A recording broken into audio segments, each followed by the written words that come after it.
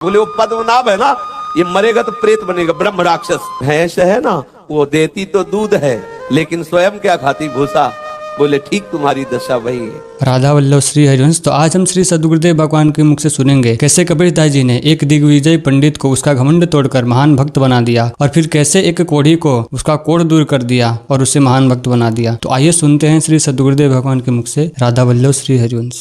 एक प्रसंग श्री भक्तमाल जी में आता है, एक पद्मनाभ जी नाम के दिग्विजयी पंडित, वो सभी वेदों के पारंगत विद्वान थे, अर्थात उनको वेद कंठस्थ थे। उनको ऐसा नहीं कि शास्त्र खोल के पढ़ना पड़े, हर सूत्र किस पेज में कौन सा सूत्र पूरा, इतनी प्रबल उनकी विद्या थी, सब वेद पूरे कंठस्थ थे। ये बहुत कठिन बात है, लेकिन सरस्वती जी कृपालु हैं उनके ऊपर, तो उनकी बुद्धि चारों वेदों को कंठस्थ किए हुए थी।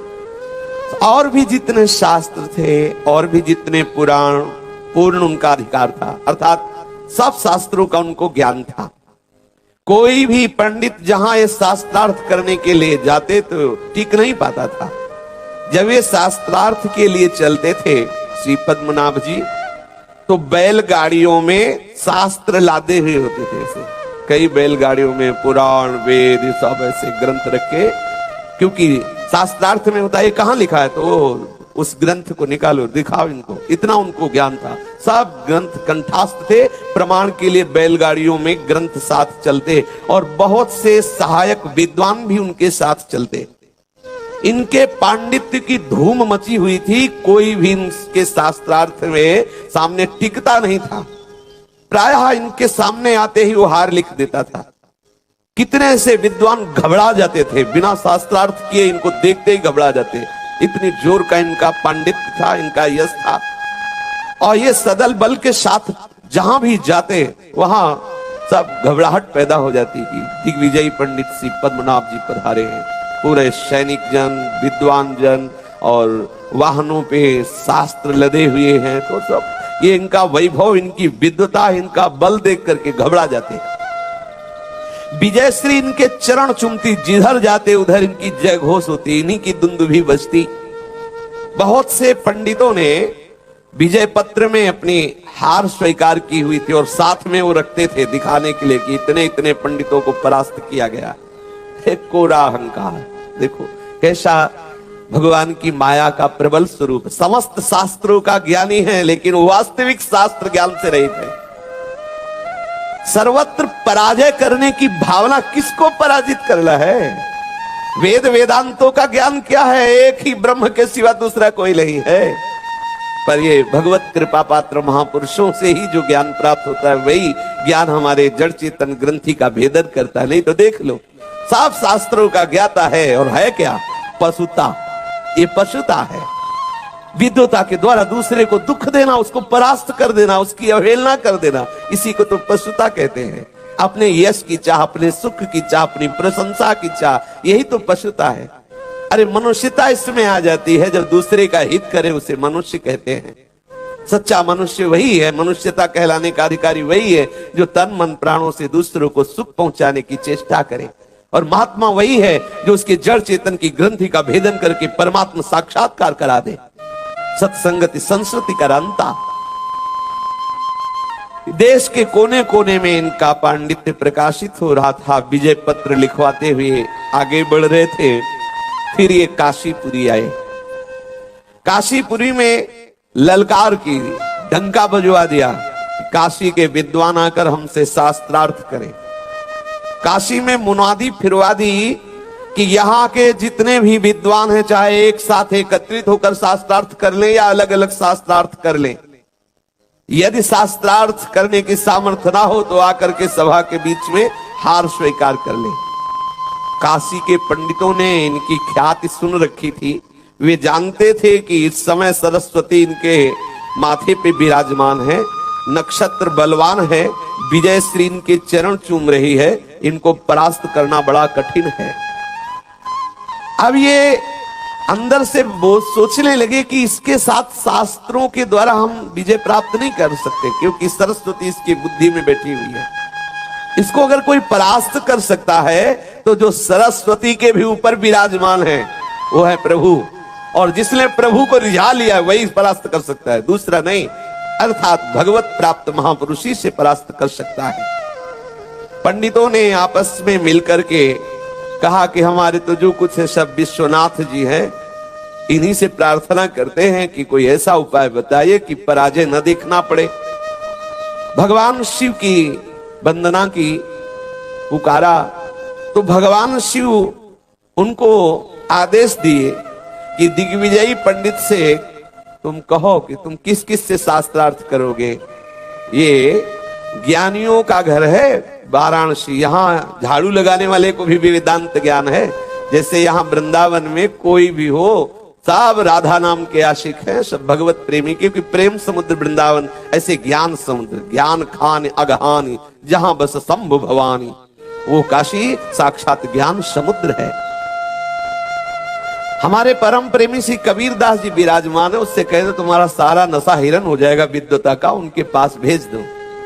श्री भगवान विश्वनाथ जी ने काशी के उन जो साधन परायण ज्ञानी महात्मा जन थे, जो विद्वान जन थे, उनको आदेश किया कि इससे लड़ने की जरूरत नहीं है, इसको कबीरदास जी के पास भेज दो, सारी पंडिताई इसकी हवा हो जाएगी, ये विवश होकर के उनके चरणों में झुक जाएगा, उनके समीप भेज दो। काशी के ब्राह्मण पहले से ही कबीरदास जी का प्रभाव देख चुके थे। भगवान शिव की आज्ञा होने पर सबका हृदय आनंदित हो गया कि बच गए, क्योंकि सब मर्यादित प्रतिष्ठित वाराणसी के विद्वान, और वो हार लिख दे तो दूसरी जगह जाके ये बताएगा कि काशी के विद्वान हार गए, मतलब काशी हार गई, मतलब भगवान शिव की महिमा की बात है। सबका हृदय आनंदित हो गया कि कबीरदास जी के पास इस विद्वान को भेजा जाए, और उसको बुलाया और कहा देखो यहाँ अनेक अनेक भावनाओं से मगन विद्वान हैं, तुम किस किस से शास्त्रार्थ करोगे। हम सब विद्वानों ने निर्णय किया कि यदि कबीरदास जी हार गए तो पूरी काशी हार गई, फिर तुम्हें किसी से तर्क नहीं करना पड़ेगा, हम सब स्वीकार करते हैं, हम सब हार गए। यहाँ तो एक से एक धुरंधर विद्वान है, आपको सालों लग जाएगा यहाँ तर्क करने में, और एक क्षण में निर्णय हो जाएगा। कबीरदास जी से हार लिखवा लो, पूरी वाराणसी के विद्वान हार गए, हम सब स्वीकार करते हैं। अब वो तो बहुत प्रसन्न हुआ, उनका बुलाओ कबीरदास जी को, हमसे शास्त्रार्थ करें। बोले ऐसे वो पंडित नहीं कि तुम्हारे बुलाने पे आ जाए, अगर तुम्हें शास्त्रार्थ करना है तो वहां जाओ, प्रार्थना करो, उनके चरण पकड़ो, अगर वो तुमसे बात कर ले तो तुम्हारे भाग्य हैं। वो ऐसे विद्वान थोड़े कि तुम ललकारो और चले आवे। आप कबीरदास जी के पास जाकर के उनसे तर्क कीजिए, उनको कोई गरज नहीं तुमसे शास्त्रार्थ करने के लिए, तुम आए हो ना विजय लिखवाने के लिए, तो तुम जाओ वहां। श्री पद्मनाभ जी तैयार हो गए, साथ में काशी के पंडित भी हैं। कबीरदास जी के समीप जाकर काशी के पंडितों ने पहले प्रणाम करके कहा महाराज भगवान महादेव जी ने आज्ञा की है, इस दिग्विजय पंडित से आपको शास्त्रार्थ करना है। भगवान महादेव जी ने कहा है। कबीरदास जी के अश्रु आ गए, मेरा स्मरण किया महादेव जी ने, मेरी याद की कि कबीर है मेरी नगरी में। ओहो, महादेव जी ने बहुत आनंदित हो गए, मेरे अहो भाग्य, धन्य भाग्य, परम वैष्णवाचार्य भगवान शिव की स्मृति में हम हैं, ऐसा कबीरदास जी के आनंद में मगन हो गए। शिव जी ने मुझे आज्ञा दी है तो वही मेरे हृदय में बैठ के बुलवाएंगे भी, आने दो उसको। कौन है दिग्विजयी? अब वो काशी के ब्राह्मण निवेदन करके कबीरदास जी से बाहर आए और कहा पद्मनाभ जी से, आइए। पद्मनाभ जी कबीरदास जी के पास गए, साधारण वस्त्र पहने हुए बैठे हुए थे। देखा उसने, लिखा हमको देखते ही हार लिख देगा, बात क्या करेगा। कबीरदास जी बहुत ही दैन्य विनम्र, हाथ जोड़ के, जो हुआ है हाथ जोड़ करके ऐसे बैठ गए। उसने कहा शास्त्रों की चर्चा करो। कबीरदास जी ने कहा हमें पता ही नहीं है कि शास्त्र किसे कहते हैं, शास्त्रों में क्या लिखा है। बोले काशी के तो विद्वानों ने कहा है कि आपको परास्त कर दे।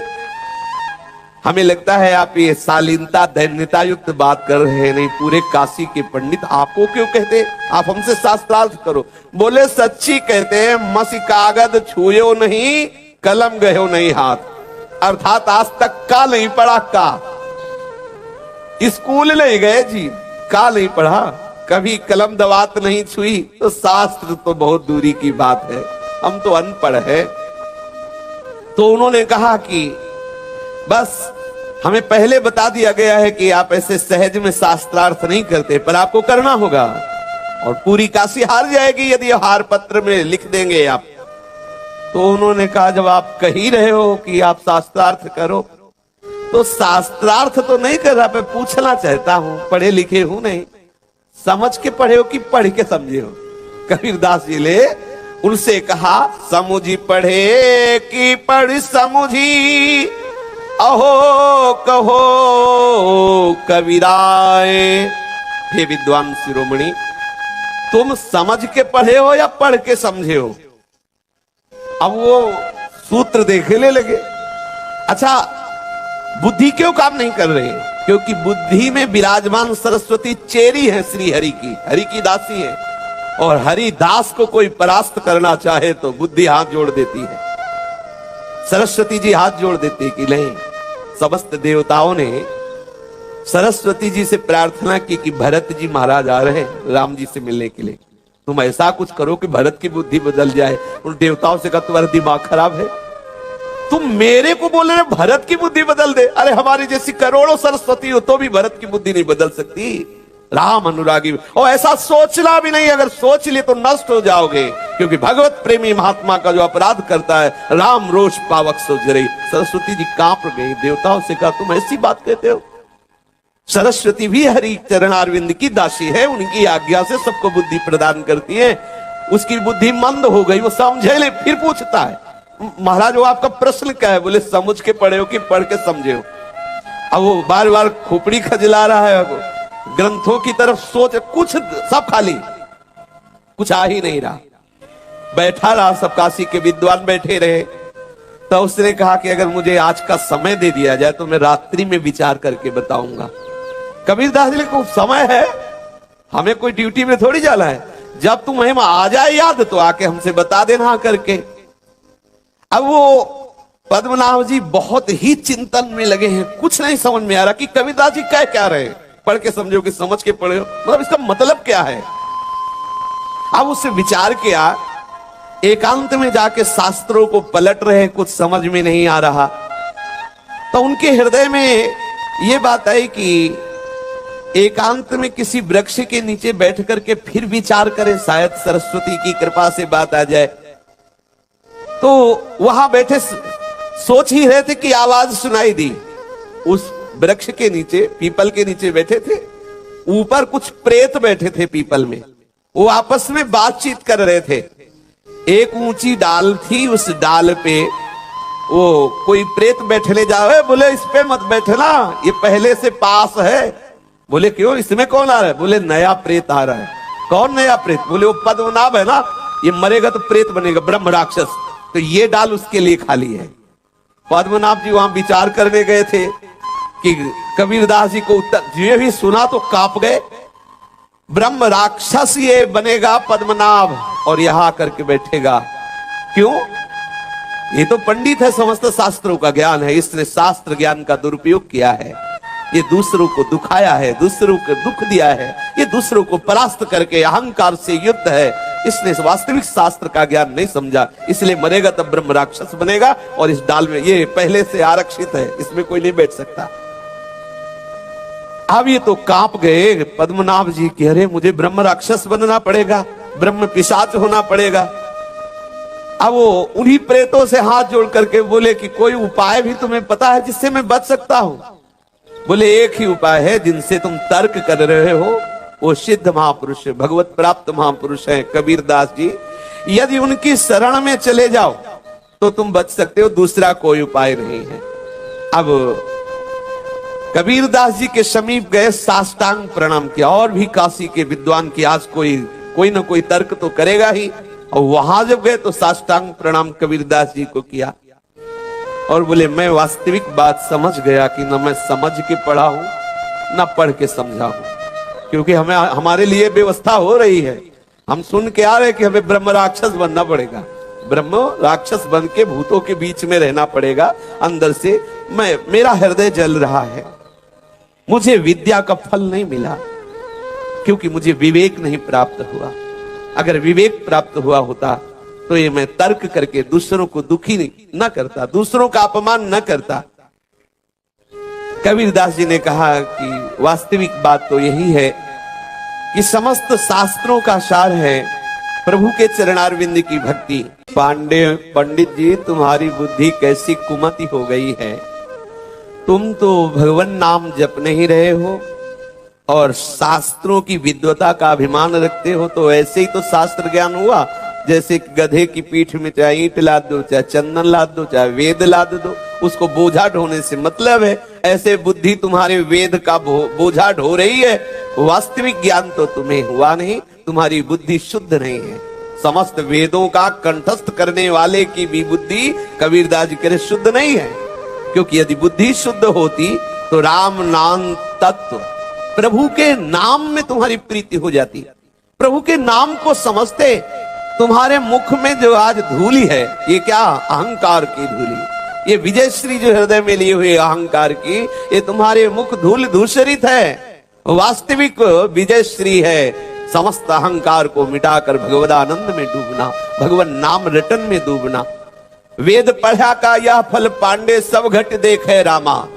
समस्त वेदों के पढ़ने का स्वाध्याय का फल यह है कि चराचर जगत को अपने भगवान का स्वरूप समझे। अहंकार करके दूसरों को पराजित करने वाली बुद्धि कुमति है। जन्म मरण से वही छूटा जो सारे जगत को भगवत स्वरूप मान करके निरंतर नाम रटता रहा, उसका जन्म लेना सफल हो गया। देखो, नाना प्रकार से जीव माया में बंधा हुआ डोल रहा है। मुक्त होने का एकमात्र उपाय इन सिद्ध महापुरुषों ने भगवत शरणागति, भगवान नाम, और उसका स्वरूप रंग यही है कि चराचर जगत मेरे आराध्य देव का स्वरूप है। ऐसा मानकर सबसे अपने राग को खत्म कर एकमात्र प्रभु के नाम में राग करके निरंतर रटे। दूसरों को दुख पहुंचा रहा है, दूसरों को कष्ट दे रहा है, दूसरों के मान का मर्दन कर रहा है, तो कसाई किसे कहते हैं? यही तो कसाईगिरी है। बहुत शास्त्र वेत्ता हो तो क्या, दूसरों को क्षोभ पहुंचाना। हिंसा कई तरह से होती, किसी की जान ले लेना ही केवल हिंसा नहीं है, वचन के द्वारा भी हिंसा होती है। किसी को ऐसा दुख पहुंचा देना कि वो जीवन भर वो वचन तुम्हारा खरकता रहे, उसको दुख देता रहे, ये क्या विद्वता है? ये क्या तो शास्त्रों के ज्ञान का फल है। बड़े बड़े महापुरुष नारद जी, भगवान व्यास जी, श्री सुखदेव जी आदि, ये बड़े बड़े महापुरुष बता रहे हैं कि जीवन का सार है भगवान के नाम से प्रेम हो जाना। वेदों को पढ़ करके अपने को विद्वान मानने वाला और कर्म कांड आदि नाना प्रकार के संध्या तर्पण आदि, लेकिन प्रभु की भक्ति से विमुख। कोई एक बताओ जो भगवत साक्षात्कार किए हो। कबीरदास जी कह रहे कोई एक भी बता दे कि वो जीवन मुक्त महापुरुष हो गया इतने करने से। तभी वो जीवन मुक्त होगा जब प्रभु के चरणों के आश्रय को लेकर हृदय में भजन परायण रहेगा, अहंकार रहित होकर भजन करेगा। जिह्वा से आपने भगवान नाम रटना प्रारंभ कर दिया तो अब कुछ पढ़ना बाकी नहीं रहा। ध्यान दीजिए, सब शास्त्रों का सार यही है, नाम में प्रीति हो जाना। कबीरदास जी महाराज कह रहे, यदि आप और मंत्र जप रहे हो, अनुष्ठान कर रहे हो सकाम भावना से, लेकिन तुम्हारा भगवत प्रीति प्रदान करने वाले नाम में प्रीति नहीं है, प्रभु के चरणों में प्रीति नहीं, किस काम का तुम्हारा जप जोग तीर्थ याटन वेदाध्ययन ये सब किस काम में आया? जो तय राम नाम नहीं जाना। यदि प्रभु के नाम से तुम्हारा परिचय नहीं तो क्या? को महापुरुष है, सार बात बता रहे हैं।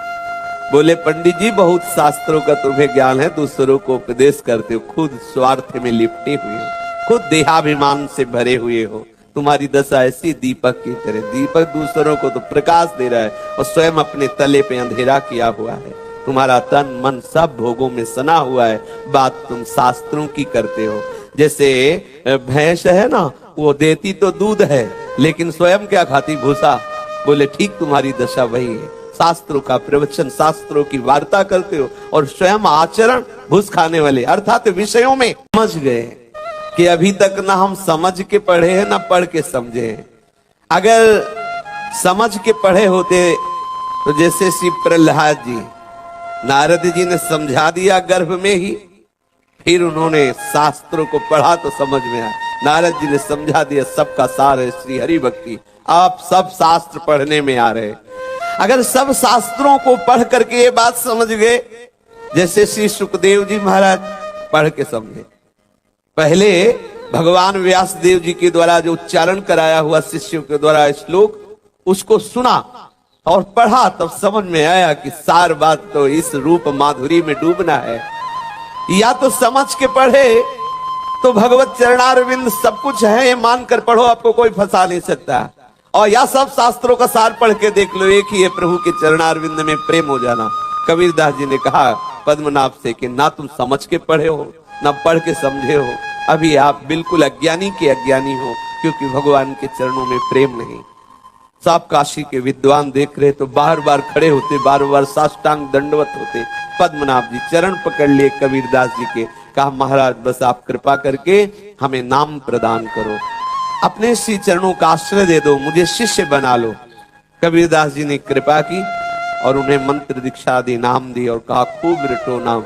अब वहीं रहने लगे, सब जितने भी ग्रंथ थे सब हटा दिए, सब सेवक हटा दीजिए सब, और दैन्य होकर के कबीरदास जी के आश्रम में ही रहने लगे।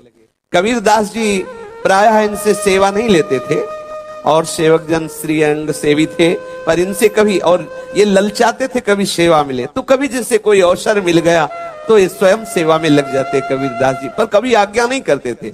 एक दिन गंगा जल लाना था, देखा कि अवसर है, उन्होंने कमंडल लिया और गंगा जल लाने के लिए, कबीरदास जी की सेवा के लिए गंगा जल लाने के लिए गए तो वहां एक दृश्य देखा। पद्मनाभ जी जल पात्र लेकर श्री गंगा जी में जा रहे थे जल लेने के लिए, तो देखा वहां भीड़ लगी हुई है। काशीपुरी में एक सेठ रहता था, उसके कुछ कर्म बिगड़ गए थे तो शरीर गलित कुष्ठ से युक्त था, शरीर में पीव मवाद और कीड़े भी हो गए, इसीलिए बहुत सावधान, कोई ऐसा कर्म न बन जाए जो हमें इस कोटि का दुख देने लगे। कर्म करते समय ध्यान नहीं रहता, प्रमाद स्थिति रहती, लेकिन जब उसका भोग आता है तो बहुत बड़ा रूप लेके आता है। अब आप सोचो, चींटी काटती है तो कैसा लगता है, पूरा शरीर सड़ रहा हो, फिर उसमें कीड़े हो, कैसा भयानक कष्ट होगा उसको। तो उसके शरीर में कीड़े पड़े हुए थे और कोई भी उसके समीप नहीं जाता, परिवार के जितने जन थे सब उससे घृणा करते थे। ये चमड़ी को देख करके ही प्यार होता है, और शरीर स्वस्थ है, आप कमा रहे हो तो संपत्ति को देखकर प्यार होता है। चमड़ी बिगड़ जाए, दमड़ी ना हो, फिर देखो कौन प्यार करता है, फिर तो एक ही प्यार करने वाला है श्री हरि, दूसरा नहीं। इसलिए पहले से ही अंत ही तो तजेंगे पामर, तू न तजय अबहीं ते। कोई परिवार का उससे बात नहीं करता था। और एक दिन वो निकल के जा रहा था तो एक भंगिनी जो है वो सोहनी लगा रही थी, उसने देखा, उसने कहा है एक कोढ़ी का दर्शन हो गया, हो सकता है दिन भर भूखा ही रहना पड़े। बड़े कठोर वचन बोले। उसने विचार किया कि परिवार में तो कोई प्यार नहीं करता, कोई बात नहीं करता, बाहर निकलो तो लोग ऐसे मुंह में कपड़ा लगा के उपहास करते हुए कि देखो कैसा कुष्ठी है, नीच है, ऐसा देखो। एक भंगिन भी हमें गाली दे रही कि आज इस कोढ़ी का मुंह देख लिया, हो सकता है पूरा दिन भोजन ना मिले। ऐसे शरीर को रख के क्या करें, चलते हैं गंगा जी में आत्महत्या कर लेते हैं।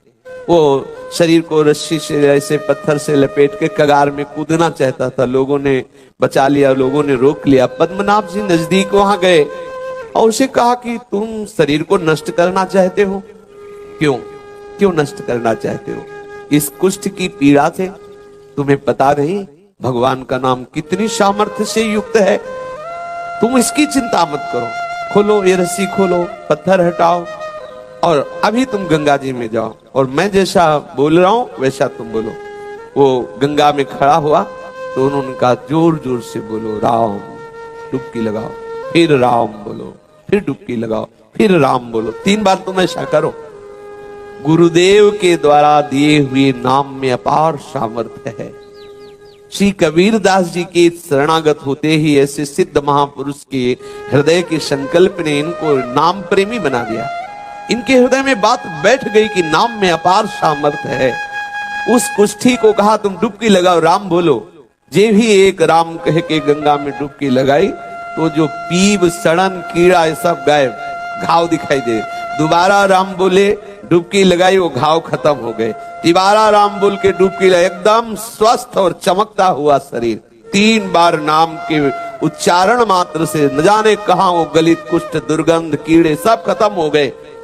अब पद्मनाभ जी उसे प्रसन्न मुद्रा में, अब जाओ तुम जाओ। खूब वो तो चरणों में लौट गया, महाराज मैं तो अपना जीवन अर्पित कर रहा था गंगा जी में, अर्थात आत्महत्या कर रहा था, अब ये जीवन आपका। तो बोले फिर निरंतर नाम जप करो, बैरागी होकर के संसार से राग ना करते हुए। देख ही लिया तुम्हारे देव कितना बढ़िया अवसर, प्रतिकूलता थी तो सबके चेहरे नजर आ गए कि कोई प्यार नहीं करता। अब जीवन को प्रभु के चरणों में समर्पित करके और निरंतर भजन करने का दृढ़ निश्चय कर लिया।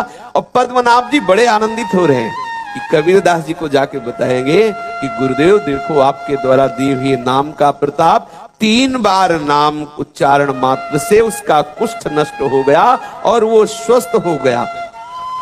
वो तो अंदर से बहुत इस बात में आनंदित हो रहे हैं। कबीरदास जी के समीप गए और जाकर के कहा कि गुरुदेव आज बहुत नाम का चमत्कार हुआ, 3 बार नाम उच्चारण करने से उसका रोग नष्ट हो गया, वो स्वस्थ हो गया और उसने अपना जीवन भगवान नाम के प्रति समर्पित कर दिया। कबीरदास जी नाराज हो गए, कहा 3 बार नाम, ये तो नामाभास से ठीक हो सकता था। नामा राम ऐसे उच्चार, राम पूरा निकालने की जरूरत नहीं थी, नामाभास से ठीक हो सकता था।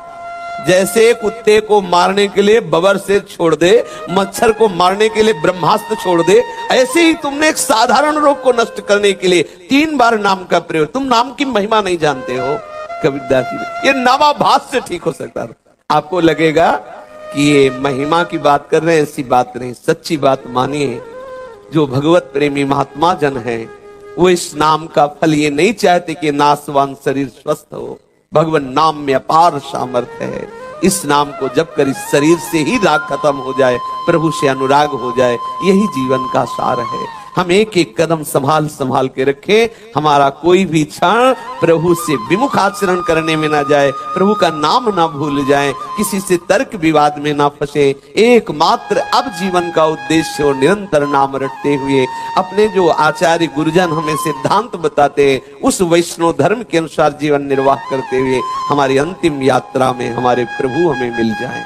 हमारा इस जीवन की शाम होते होते निकुंज में प्रवेश हो जाए, स्वामिनी जी और लाल जी के समीप रहने को मिले, उनकी सेवा मिले, उनकी लीलाओं में डूबे, यही अंदर आकांक्षा करो। खूब नाम जप करो, तर्क विवाद निंदा स्तुति ये सब राधे राधे सब जो तेरे भावे जो करे भलो बुरो संसार। नारायण तू बैठ के अपनो भवन बुहार, अपने हृदय को पवित्र करके प्रियालाल के बैठने का स्थान बना दो। खूब नाम जप करो, खूब लीला गायन करो, ना किसी की निंदा करो, ना किसी की निंदा सुनो। यहाँ क्या हार जीत, अपना ही प्रीतम स्वरूप, किससे जीत किससे हार, बस अपने को हार जाओ प्रीतम के चरणों में। शेष चर्चा आगे। श्री राधा वल्लभ लाल की जय।